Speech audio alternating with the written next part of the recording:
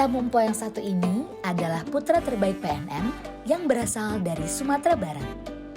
Bapak Beni Satria Basri, pimpinan cabang PNM Jambi. Bagi Pak Beni, semua amanah yang diberikan oleh PNM kepadanya adalah tugas besar untuk memajukan ekonomi kerakyatan dan menaikkan taraf ekonomi bagi para ibu pengusaha di seluruh Indonesia. Beliau selalu memastikan seluruh dana yang disalurkan bisa diterima dengan baik dan tepat agar mampu mendorong wanita yang mandiri dan menolong ekonomi keluarganya. Inilah obrolan eksklusif Empo bersama pimpinan cabang PNM Jambi.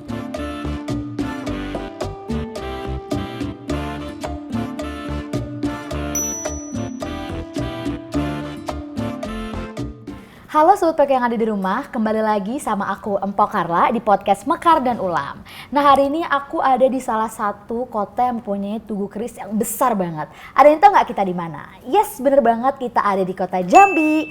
Nah kali ini aku akan ngobrol bareng Pinca yang keren banget nih di cabang Jambi. Jadi jangan kemana-mana, tetap di Empo Carla, podcast Mekar dan Ulam. Nyok, kita nonton Empo Carla. Nyok. Oke, halo Bapak. Halo Mpok Carla. Halo Pak. Jadi kita hari ini lagi ngobrol sama Pak Beni ya. Nama lengkapnya Pak Beni siapa nih Pak? Nama lengkapnya Beni Satria. Oh Pak Beni Satria ya. Nah jadi aku sekarang mau ngobrol-ngobrol aja. Mungkin sebelum kita ngobrol aku mau tanya dulu, Bapak gimana kabarnya hari ini, baik? Alhamdulillah baik, sehat ya. walafiat. Sehat walafiat. Semangat Pak. Semangat dong. Semangat menghadapi hari ya, dengan senyumannya sangat sumringah hari ini. Nah, mungkin aku mau tanya dulu, kalau Bapak ini asli Pak, dari Jambi atau gimana nih?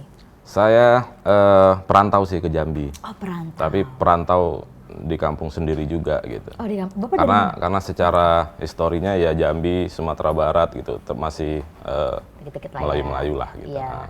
Berarti Bapak dari Sumatera Barat ya? Saya dari asli Sumatera Barat. Padang ya? Padang. Oh, pantes nih muka-muka orang Padang tuh biasanya tuh yang ganteng-ganteng ya? Asik. Keren-keren gitu ya. Nah, hari ini kita mau ngobrol soal banyak hal nih Pak. Tapi boleh. Kita ngobrol-ngobrol santai aja gitu ya. Mungkin pertama aku mau tahu gimana sih perjalanan karir Bapak nih, karir Bapak sendiri ya sebelum di PNM. Mungkin Bapak bisa ceritain dari awal banget kuliah, setelah lulus kuliah tuh kerjanya apa sih Pak? Coba. Jadi tamat kuliah itu tahun 2006 lah. 2006 sempat bekerja di beberapa perusahaan swasta nasional. Yang hampir keseluruhannya itu dunia marketing tuh. Jadi sales lah, pelayanan. 2 tahun itu saya kerja di Jakarta karena kuliahnya di Jakarta. Tepatnya di Depok sebenarnya. Tapi kalau orang luar Jawa nyebutnya Depok, Tangerang, tetap Jakarta. Gitu. Iya. Kuliahnya di Depok, sempat bekerja di Jakarta, kemudian 2008 itu hijrah ke Sumatera Barat, masih bekerja di pembiayaan tapi ya marketing juga.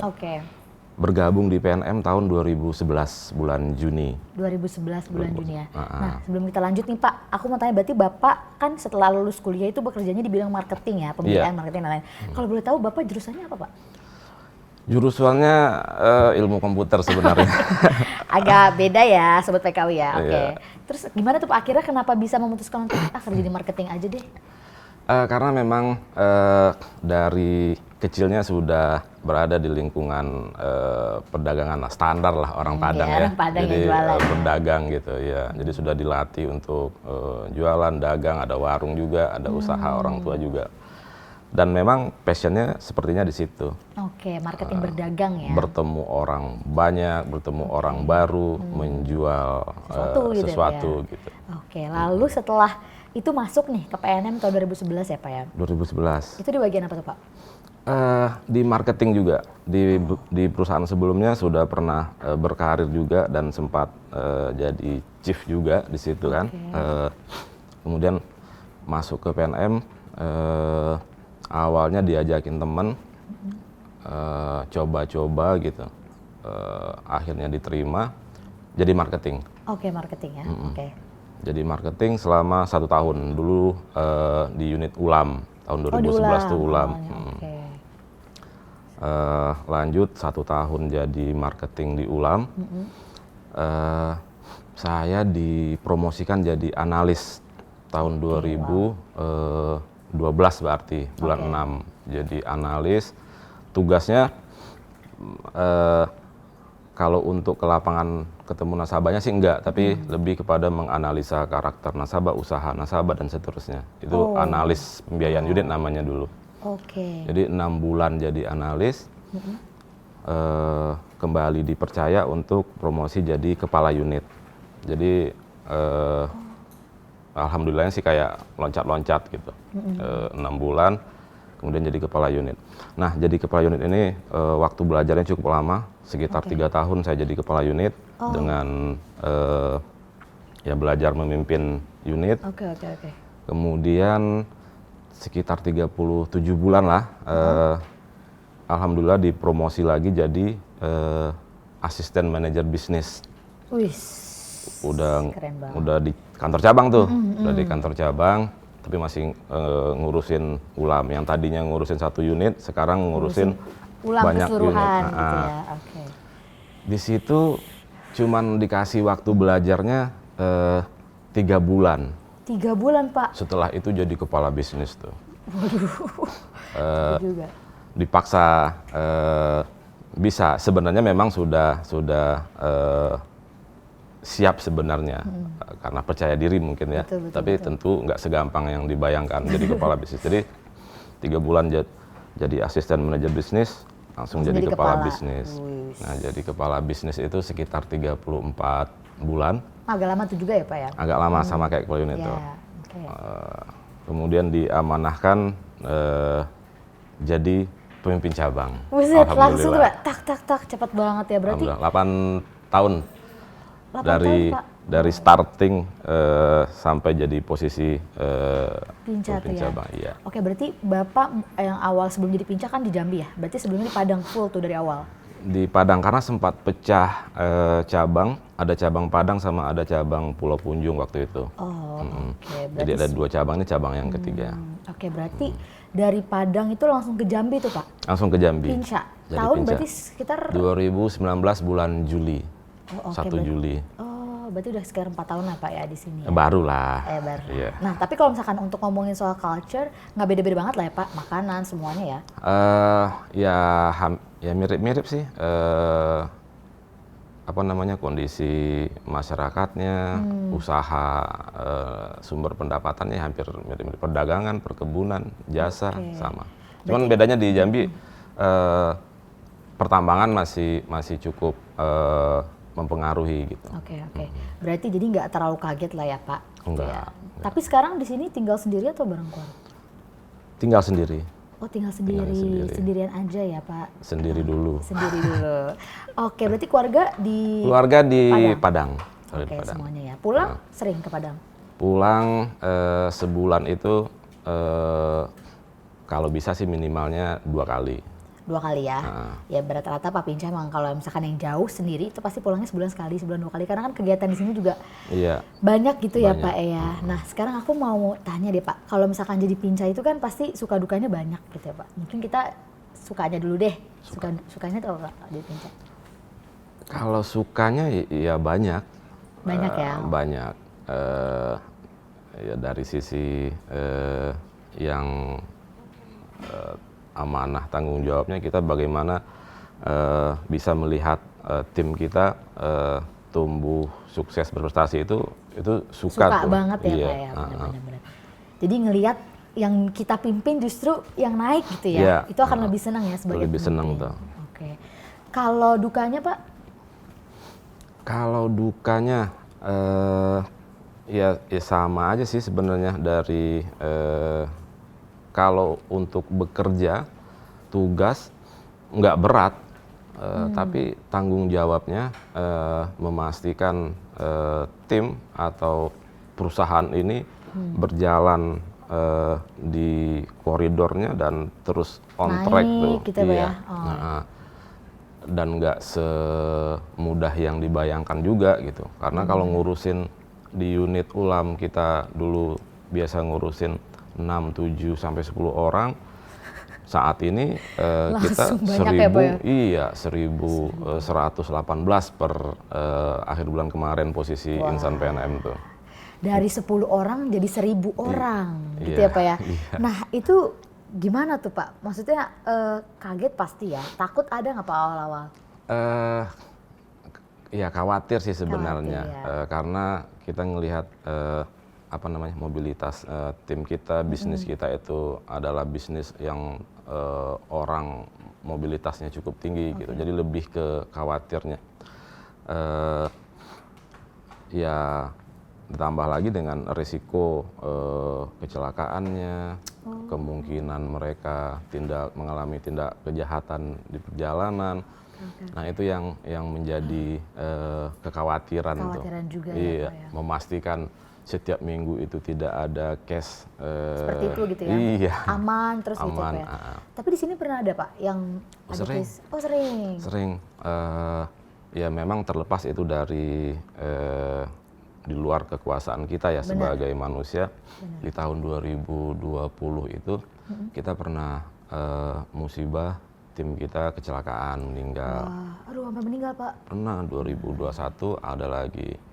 Nah di 2002 kemarin sudah mulai kasusnya sudah mulai, yang tadinya 2020 itu ada 2 orang, 2021 2 orang, 2022 tuh mulai ya, Pak ya? Sudah nggak ada tuh. Oh udah nggak ada sama sekali, oke. Tapi tiba-tiba di Desember mau closing, kejadian kecelakaan meninggal. Jadi tapi sebenarnya sih turun angka kecelakaan itu. Tapi yang namanya 1000 orang beraktivitas kan risikonya ya mau nggak mau harus siap gitu. Tapi dari sisi kitanya ya tetap melakukan edukasi, pembinaan, arahan gitu.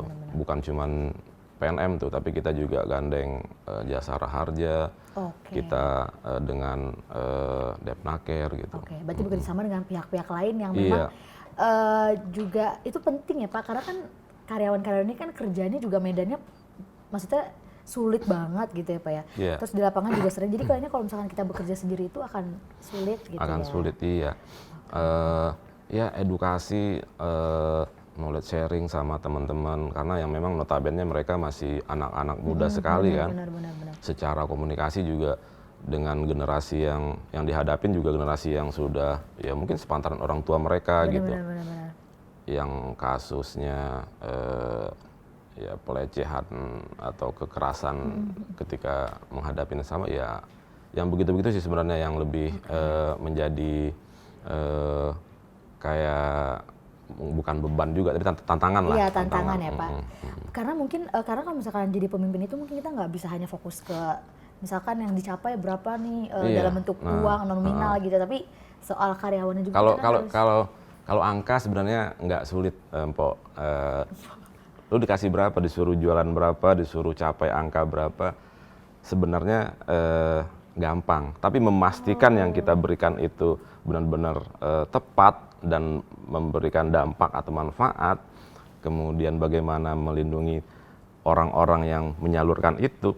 Nah kalau misalkan tadi Bapak udah pernah jadi asisten manajer bisnis. Iya, manajer bisnis, ketuanya juga udah pernah gitu ya. Bahkan kepala unit juga udah pernah gitu ya Pak. Nah kira-kira Bapak juga sekarang udah jadi pincah nih. Apa ada yang Bapak kejar lagi nggak sih? Maksudnya impian yang pengen Bapak raih itu apa sih Pak? Sebenarnya kalau prinsip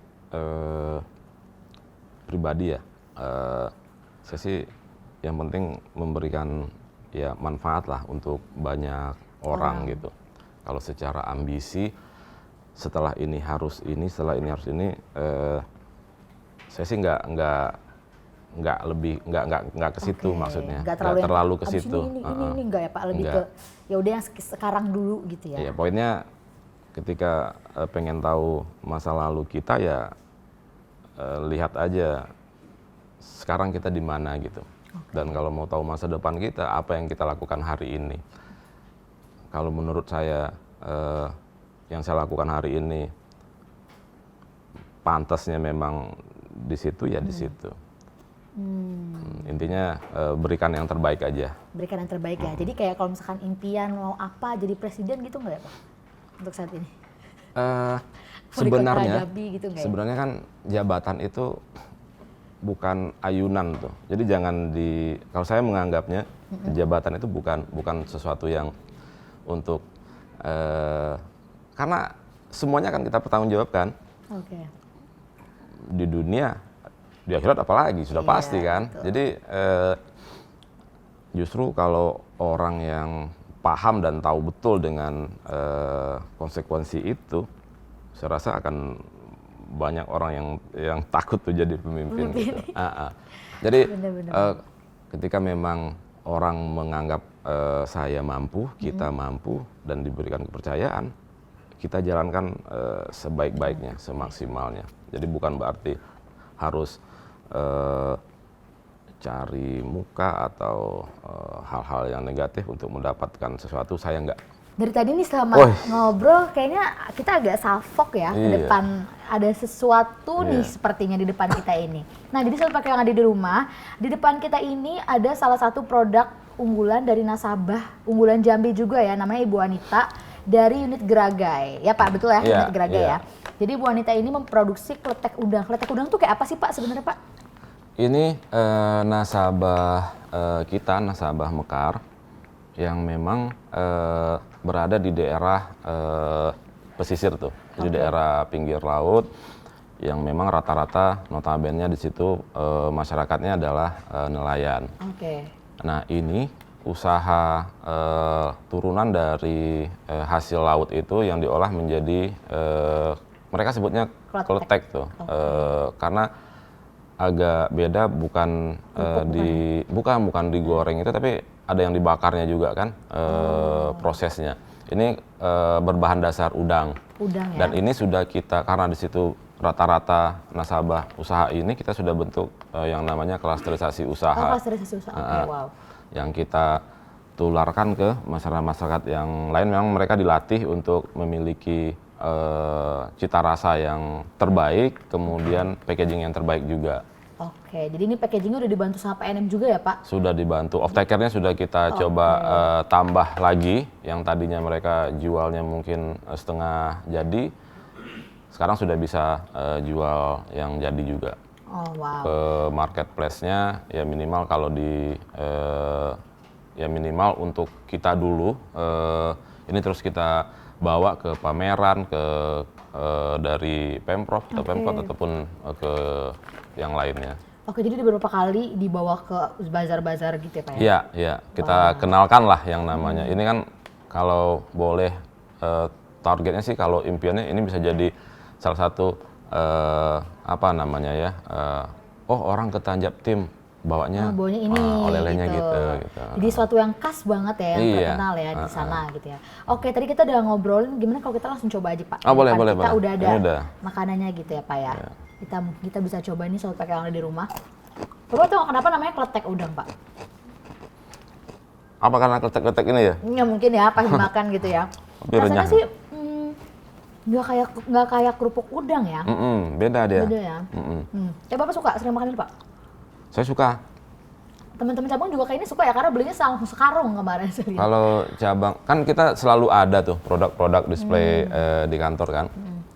Kalau dibilang teman-teman cabang nggak suka, karena itu kan nanti setiap hari berkurang tuh stoknya. Iya, makan sambil nyemil-nyemil gitu ya.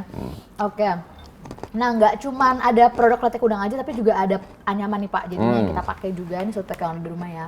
Ini anyaman apa, lidi sawit ya Pak, sel kemarin? Ini berbahan dasarnya lidi sawit, limbah lah kalau nggak dimanfaatkan dia jadi limbah ini. Jadi lebih baik dimanfaatkan gitu. Jadi diolah, jadi turunannya bisa jadi ini kerajinan. Oke. Jadi ini sebenarnya dari limbah tapi diolah lagi bisa menjadi kerajinan sebagus ini ya Pak ya? Iya, karena kan pelepah sawit itu yang sudah panjang dan sudah tua itu kan dirontokin, itu kan dibiarin. Nah, karena masih ada nilai ekonomisnya, nah jadi limbah tadi lidinya diambil, diambil untuk dijadiin bahan ini. Anyaman. Nah, ini itu yang buat itu adalah nasabah ulam Pak? Nasabah berangkatnya dari nasabah Mekar yang naik kelas jadi ulam. Oke. Ibu Zulkaidah namanya dari Ulam Pamenang. Ulam Pamenang, iya. Jadi awal dari Mekar ya Pak ya? Dari Mekar. Nah, kalau yang Bu Zulkaidahnya sudah jadi nasabah ULAM karena sudah naik kelas ke produk ULAM. Wow. Yang anggotanya Ibu ini ada yang sebagian masih di Mekar pembiayaannya. Jadi menariknya ini si ibu-ibu yang lain itu bayar angsurannya ya kadang lewat ini. Jadi mereka buat ini off takernya Bu Zulkaidah. Itu dibayarnya nanti ya bisa buat angsurannya di PNM gitu. Oke. Jadi mereka istilahnya yang bantu membuat ini juga ya Pak ya? Iya, kelompok-kelompok yang dibina sama ibu ini. Nah kita sudah bentuk juga klaster di situ lewat TJSL-nya PNM kemarin kita usulkan dan sudah disetujui dan sudah kita salurkan. Kita berikan bantuan mesin ini untuk ini alat tepat gunanya. Kita pesan dari luar kota dan sudah kita serahkan dan alhamdulillah sudah dimanfaatkan. Wah, jadi keren banget ya. Nasabah-nasabah di sini sangat unggulan dan nggak cuma diri sendiri doang yang diberdayakan, tapi yang di bawah-bawahnya juga ikut diberdayakan gitu ya Pak ya. Dan ya sederhananya begini, yang memang nasabah Mekar itu sebenarnya bayar angsurannya bisa tanpa mengganggu uang usahanya. Jadi mereka cukup cari limbah sawit ini, kemudian setor tuh, itu udah bisa buat bayar angsuran karena dihargain lagi tuh sama Bu. Kalau bisa dihargain dari lidinya aja sebagai bahan baku, bisa dihargain setelah mereka nganyam sendiri karena nganyamnya sudah diajarin juga. Oke, jadi enak juga ya Pak ya? Ya waktu-waktu luangnya mereka bisa ngerjain ini di rumah, nggak perlu muluk-muluk targetnya seminggu misalnya bisa selesai setengah lusin atau 1 lusin, itu sudah ada cuannya tuh. Iya Pak, lumayan banget. Apalagi diambil dari limbah gitu, jadi mengelola lagi limbah-limbah yang ada, jadi nggak mengotori ya Pak ya. Oke, kita udah ngobrolin soal nasabah yang keren-keren banget yang ada di cabang Jambi. Nah sekarang mungkin aku mau tanya nih Pak, banyak kan mungkin anak-anak muda ya Pak yang sekarang tuh cari kerjaan itu mungkin pilih-pilih karena mungkin mereka merasa kayaknya kalau di kerjaan, misalnya mereka udah keterima di kerjaan A, tapi mereka merasa kerjaan aku nggak ada plusnya ya, kayaknya kurang deh, terus mau cari lagi, cari terus. Kalau menurut Bapak gimana sih Pak pandangan Bapak menurut anak muda yang seperti itu? Sebenarnya yang seperti itu juga setiap zamannya ada gitu. Di zamannya saya, di zamannya sebelum saya gitu, generasinya.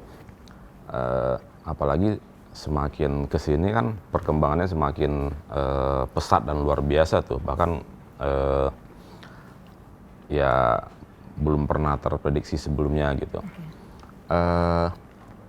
Yang namanya proses itu kan kadang bukan menjadi sesuatu yang ya buat saya misalnya di zamannya saya. Itu memang kalau untuk bisa sampai di tangga ke-10 itu memang harus ngelewatin tangga 1 atau tangga 2, tangga 3 gitu. Jadi memang harus ada proses yang harus kita jalanin. Karena tanpa adanya proses kita nggak tahu tuh tiba-tiba sampai di lantai di tangga ke-10. Nah, memang di anak-anak sekarang yang namanya ya maunya instan gitu. Betul. Maunya cepat dan instan.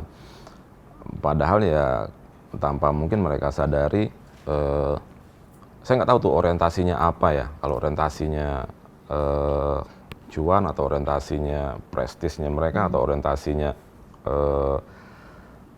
pengakuan dan seterusnya gitu. Tapi yang memang menurut saya kalau contoh di internal kita di PNM yang banyak anak-anak muda itu lebih ke pendekatan kita yang supaya mereka bisa terima dan masuk tuh. Karena kalau dipaksa, zamannya saya mungkin bisa dipaksa tuh. Bisa dipaksa, bisa diancam dikit-dikit lah misalnya begitu. Dijeblosin lah ya Pak? Ya, dijeblosin. Lo kalau misalnya nggak begini, lo bisa konsekuensinya ini gitu. Jadi karena ketakutan akhirnya ya udah dikerjakan. Aja, gitu.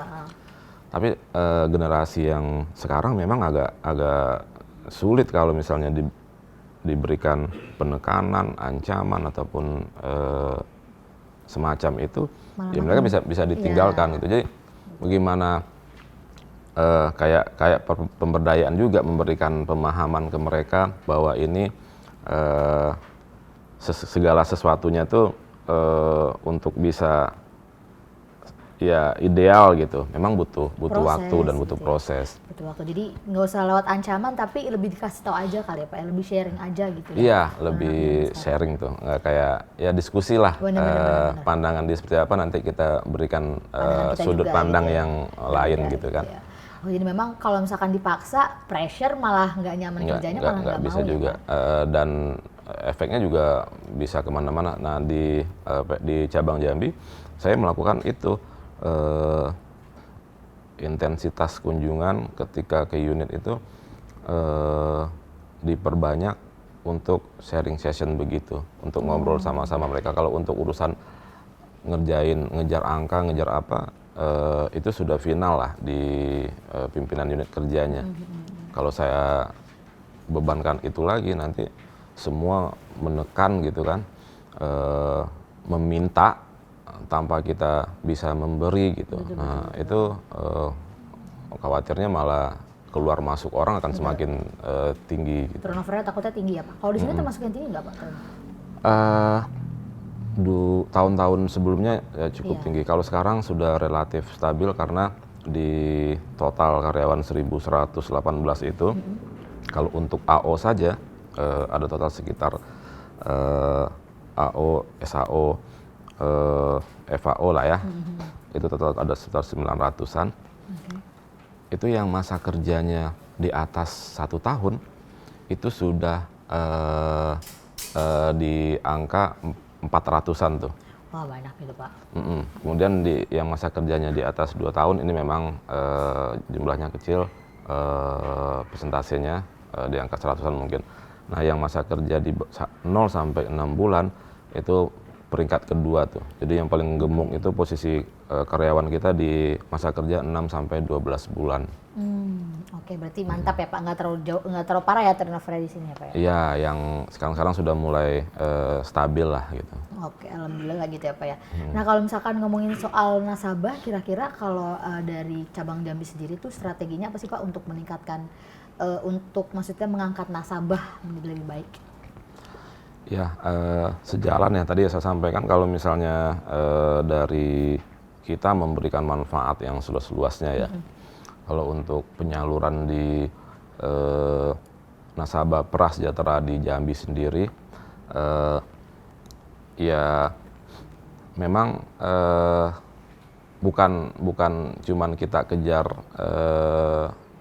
secara kuantitasnya tapi juga kualitasnya. Nah harapannya yang kita sudah biayai itu memang memberikan dampak yang perbaikan ke ekonomi keluarga mereka.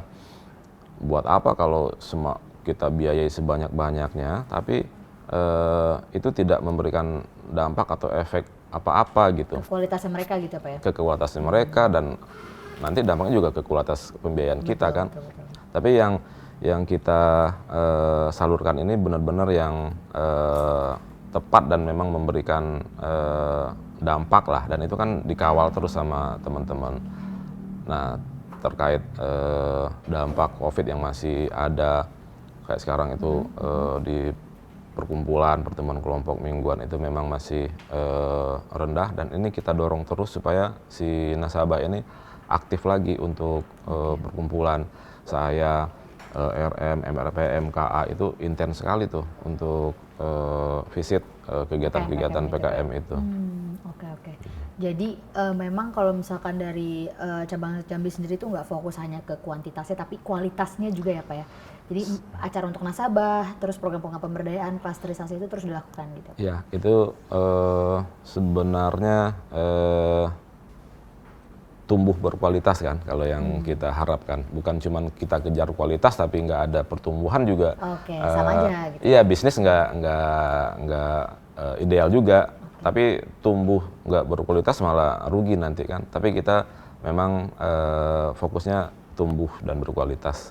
Oke, Itu ya Pak, berarti caranya cabang Jambi mengangkat nasabah gitu ya Pak ya? Iya. Tumbuh berkualitas.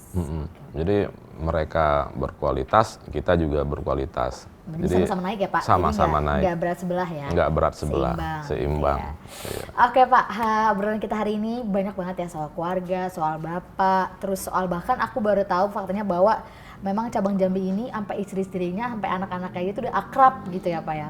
Iya, setiap periodiknya kita siapkan momen-momen untuk kumpul bareng-bareng gitu. Itu sangat kekeluargaannya sangat kenceng banget ya di cabang Jambi ini. Kita juga tadi udah ngobrolin soal Bapak sendiri, mulai dari 2011 masuk sampai jadi Pinca sampai saat ini gitu ya. Semuanya udah kita obrolin. Empok Carla, terima kasih banyak karena Bapak sudah mau ngobrol bareng Empok kali ini. Semoga di kesempatan selanjutnya kita bisa ngobrol-ngobrol lagi lebih banyak gitu ya soal diri Bapak, soal cabang Jambi, dan juga semoga cabang Jambi kedepannya bisa lebih meningkat baik dari karyawan maupun dari nasabahnya juga. Tumbuh berkualitas seperti dari Bapak udah ngomong juga. Semoga Bapak dan keluarga juga sehat, semakin semangat gitu ya Pak ya. Oke. Pokoknya Sobat PK yang ada di rumah, tadi kita udah ngobrol-ngobrol bareng Pak Beni Satria, salah satu pemimpin di cabang Jambi yang udah 4 tahun nih menjabat di cabang Jambi. Jangan lupa saksikan terus podcast-podcast Empok Carla lainnya di podcast Empok Carla, podcast Mekar dan Ulam. Nyok, kita nonton Empok Carla. Nyok, bye-bye.